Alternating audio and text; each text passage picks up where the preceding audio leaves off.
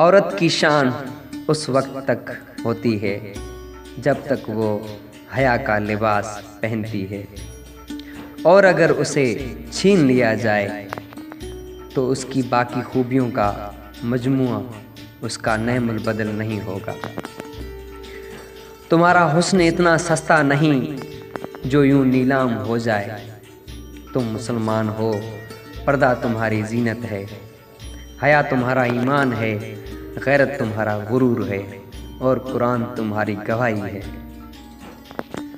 औरत को चांद की तरह नहीं होना चाहिए कि हर कोई उसे देखकर लुत्फ अंदोज होता रहे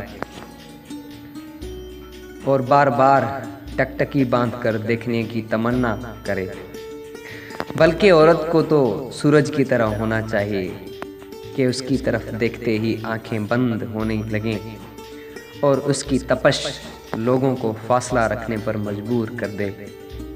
मेरा हिजाब मेरी शनाख्त हो, मेरा हिजाब मेरी शनाख्त हो। औरत की शान उस वक्त तक होती है जब तक वो हया का लिबास पहनती है, जब तक वो हया का लिबास पहने रखती है।